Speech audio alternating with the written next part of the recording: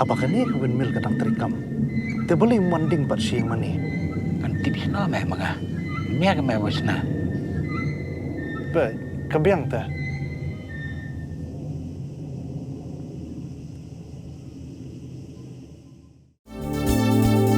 Kikubor Kapatisi TV. Hatu pindon am katong manlong kita kinong siat hagi hotel dan hagi restoran ibapau. Hamokam hilapan pun orlong yang katong kejongpi. Ke emission kelap play bani ai ki course ki bapel kadon ke degree course ke diploma baga advanced diploma course. Kadau jong jing Shah Sospon Syiem ke Hima Mylliem. Upa ai nam menik Syiem. Kadi namar baka Hima Mylliem kam teriak ban Siew Khajna. Kaba shipau nak Spah. Lani ka 10% share. Shah Hills Autonomous District Council. Kat kom ko hukum bela suspend yu pa ai nam. La kadau ru. Pasa ka weipat kadau. Kadai namar ba ka Hima Mylliem kam syamla Siew ya Khajna. Kaba 18 share. Nakabenta nyau Snem. Kata nakabenta usnam arja khapra ka khandai. Arja ka khandai arpau. Arjar arpau arpuwei. Arjar arpuwei arpuar. Arjar arpuar arpulai. Arjar arpulai arpusau. Bat arjar arpusau arpusan.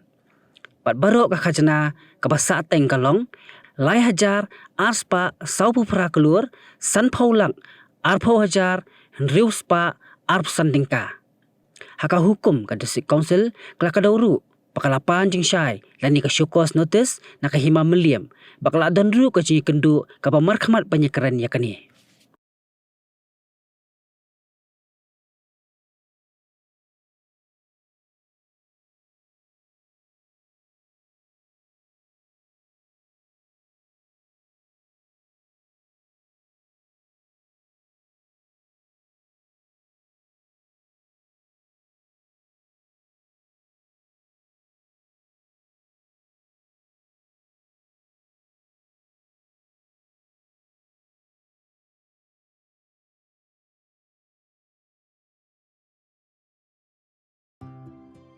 Mornings are always busy.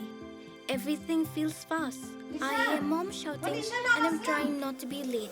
Outside, Shillong is already awake. Cars move slowly, horns are loud. It feels like everyone is in a hurry. Then the Snem's bus comes in, bright and yellow, always on time. The caretaker waves and I feel okay. Inside, we laugh and sing. We share snacks. We help each other with homework. It feels nice. My parents know I'm safe through the Stem's app on Mom's phone. Because this bus isn't just a ride. It takes us to school, with friends, and a little bit of home. This is Stem's, our ride, our future.